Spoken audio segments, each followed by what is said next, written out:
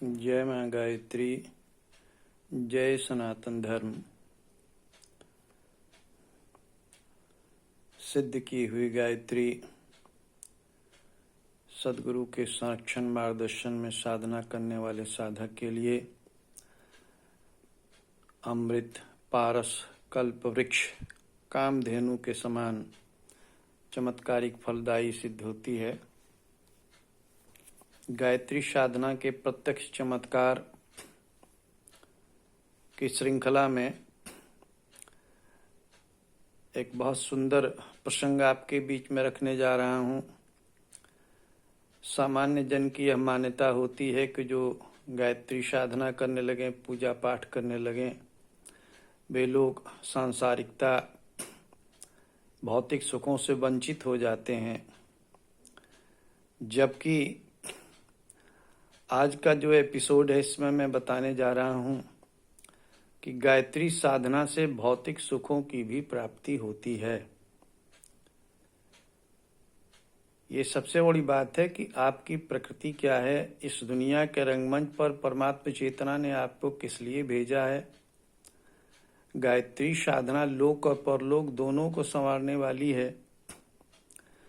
इसलिए वेदों में लिखा है कि ओम सता मया वरदा वेद माता प्रचोदयन्ताम पावमानी द्विजानाम आयुः प्राणम प्रजाम पशुम कीर्तिम द्रविणम ब्रह्मवर्चसम मह्यम दत्वा व्रजत ब्रह्मलोकम। आयु देती है, दीर्घायुष प्रदान करती है, प्राणवान बनाती है, सहयोगियों की संख्या बढ़ाती है। पशुधन धन का प्रतीक है कि यश कीर्ति भी देती है, धन भी देती है। इस संसार में सब सुखों को देने वाली माँ आदिशक्ति गायत्री अंत में जब साधक अपने शरीर का त्याग करता है तो उसे ब्रह्मलोक को भी ले जाती है, मुक्ति सद्गति भी प्रदान करती है। आइए, मेरे 41 वर्ष के गायत्री साधना की यात्रा में मेरे स्वयं और अन्य मित्रों परिचितों के जीवन में घटने वाली सत्य घटनाओं का वर्णन मैं करता हूँ। गायत्री साधना से भौतिक सुखों की प्राप्ति। शिलोंग में 1977 से 1981 तक रहा। वर्ष 1979 में वहीं से मेरी नियमित गायत्री साधना, आध्यात्मिक जीवन और श्री सत्य सनातन धर्म प्रचारक का जीवन प्रारंभ हुआ। 1981 के प्रारंभ में ही मेरा स्थानांतरण शिलोंग से नई दिल्ली के लिए हो गया, जहां मैं 1984 तक दिल्ली में था। नई दिल्ली से फिर 1984 में गुजरात जामनगर पोस्टिंग हुई, जहां मां गायत्री और परम पूज्य गुरुदेव पंडित श्री राम शर्मा आचार्य जी की कृपा से मेरी आध्यात्मिक पथ पर उल्लेखनीय प्रगति हुई। वहीं उसके पहले दिल्ली में भौतिक सुखों की ऊंचाइयों का भी अनुभव मां ने करा दिया। मैं दिल्ली में परिवार के साथ करीब 3 माह ही रह पाया। यमुना पार शकरपुर में मकान किराए पर लेके रहा था। मकान मालिक से बहुत अच्छे पारिवारिक संबंध थे। अपरिहार्य कारणों से परिवार को घर छोड़कर आना पड़ा और तब मैं नई दिल्ली में रेस कोर्स स्थित वायुसेना केंद्र में रहने लगा, जो प्रधानमंत्री निवास और अशोक होटल के पास ही है। मेरी ड्यूटी एयरफोर्स सिग्नल सेंटर सेना भवन में ही थी, जो राष्ट्रपति भवन के पास ही प्रधानमंत्री कार्यालय के पीछे स्थित है। मेस में भोजन होता था, न खाने की चिंता न रहने की चिंता। ड्यूटी जाने आने के लिए एयरफोर्स की कोच थी, नहीं तो बड़े आराम से पैदल चल के भी तत्कालीन प्रधानमंत्री श्रीमती इंदिरा गांधी के बंगले के बगल से होते हुए आधी रात को भी टहलते हुए निकल आते थे। कोई रोक टोक नहीं, तब तक आतंकवाद नहीं फैला था। जून 1984 में मेरी पोस्टिंग जामनगर हो गई थी। उसके कुछ महीने बाद ही श्रीमती इंदिरा गांधी की हत्या और सिखों का नरसंहार हुआ। 26 जनवरी के गणतंत्र दिवस परेड को कई बार देखने का अवसर मिला। हालांकि मैं स्वयं 26 जनवरी 1974 में गणतंत्र दिवस परेड में एयरफोर्स की तरफ से भाग ले चुका था। उस समय राष्ट्रपति श्री वी गिरी थे। दिल्ली में ही रहते हुए एशियन गेम्स हुए, निर्गुट देशों का सम्मेलन हुआ, इंग्लिश में जिसे नॉन अलाइनमेंट मीट NAM कहा जाता था, NAM, सबको देखने का अवसर मिला। रेस कोर्स जहां हम रहते थे वहीं अक्सर घोड़ों की रेस होती थी। पोलो गेम जो घोड़े पर खेला जाता है वो देखते थे। वहीं गोल्फ कोर्स भी था, क्रिकेट फील्ड भी थी जहां देशी विदेशी बड़े अधिकारी, राजदूतावास, एम्बेसी के लोग आते थे। एक तरफ मार्केटिंग के लिए सरोजनी नगर और जोरबाग थे, तो दूसरी ओर चाणक्यपुरी में विभिन्न देशों के राजदूतावास थे। जिधर चाहो घूमने निकल जाओ। दूर जाने के लिए सिटी बस सर्विस DTC उस समय भी अच्छी थी। कभी राजपथ की ओर निकल गए तो वहां कभी कभी फिल्मों की शूटिंग होती भी दिख जाती थी, कोई भीड़ नहीं। एक बार कमल हासन दिखाई पड़ गए तो दूसरी बार विजेंद्र घाटगे और श्यामली दिखाई पड़ गए। रेस कोर्स में ही सिनेमा हॉल था। हर 2 दिन पर वहां हिंदी, इंग्लिश, क्षेत्रीय भाषा की फिल्में लगती थी। टिकट शायद तब ₹1 हम लोगों के लिए था। जब मन किया तो फिल्में देख ली। मिथुन की फिल्म डिस्को डांसर वहीं देखी थी। इंग्लिश फिल्मों में the bridge over the river क्वाई, enter the dragon, 36 chamber of Shaolin, blow hot blow cold जैसी बेहतरीन फिल्में देखी।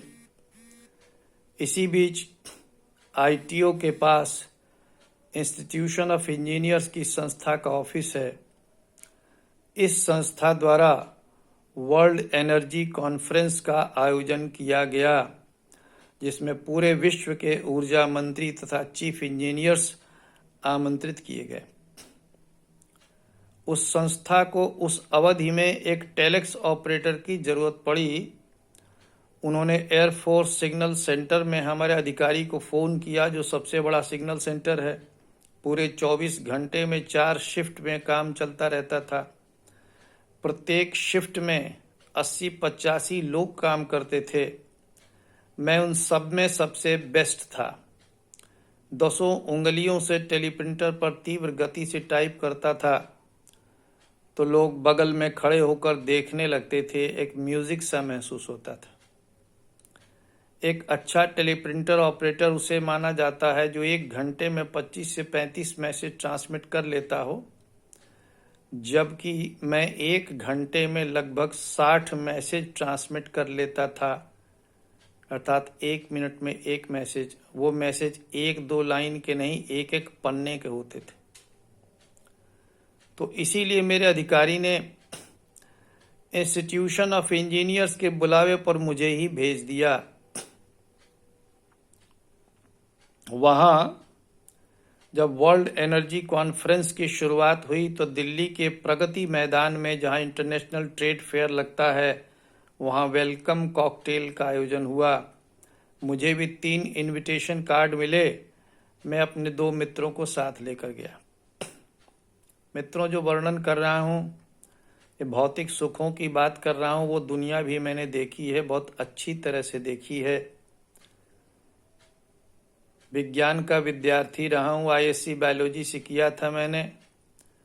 RBS कॉलेज आगरा का स्टूडेंट रहा मैं।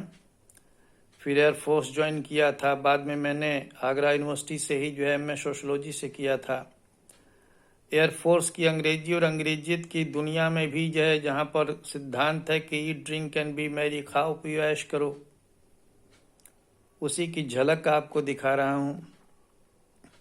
फिर भी यदि मैंने गायत्री साधना को अपनाया है, मैंने यज्ञ को अपनाया है, मैंने सनातन धर्म के सिद्धांतों को अपनाया है, तो प्योर साइंस है इसके अंदर में। इससे बढ़कर दुनिया में कुछ भी नहीं है। हमारे ऋषियों महर्षियों की यह अनुपम देन है। हमारे सनातन धर्मावलंबी हिंदुओं के लिए। तो ये इससे गायत्री साधना से भौतिक सुखों की प्राप्ति का वर्णन मैं कर रहा हूं। तो जब हम वेलकम कॉकटेल के लिए प्रगति मैदान में गए, प्रवेश द्वार पर 2 सजे हुए हाथी सूंड में माला उठाए स्वागत के लिए खड़े थे। अंदर जाने पर कहीं सपेरा बीन बजा रहा था तो कहीं कठपुतली का नाच हो रहा था। बेरे सब विस्की, बियर, कोल्ड ड्रिंक सर्व कर रहे थे। एक तरफ नॉन वेज तो दूसरी तरफ वेज स्नैक्स के स्टॉल थे। एक तरफ एक वृक्ष के चारों ओर गोल घेरे में सभी तरह के मौसमी फल, केला, अंगूर, सेब, संतरा आदि सजे थे। जिधर भी चाहे घूमो और जो मन करे खाओ पियो। मधुर संगीत बज रहा था। हम तीनों मित्रों ने भरपूर आनंद उठाया।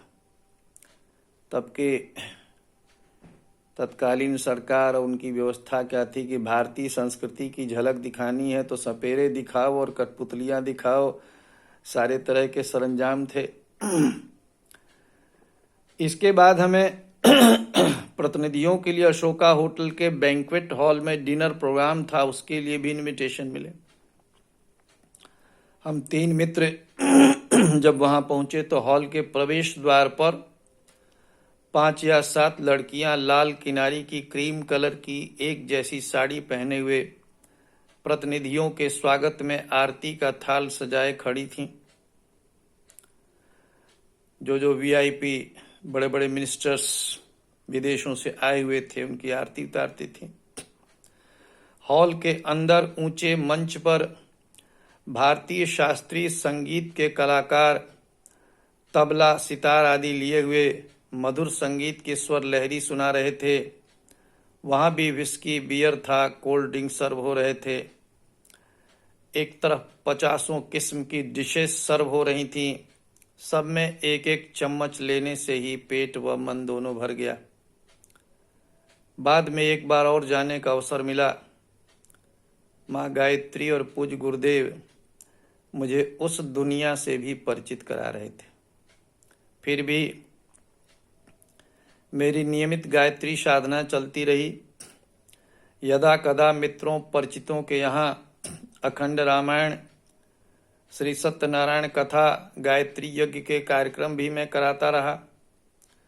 बचपन से पारंपरिक योगासन जैसे हलासन, नौकासन, सर्वांगासन, मयूरासन, शीर्षासन आदि करता था।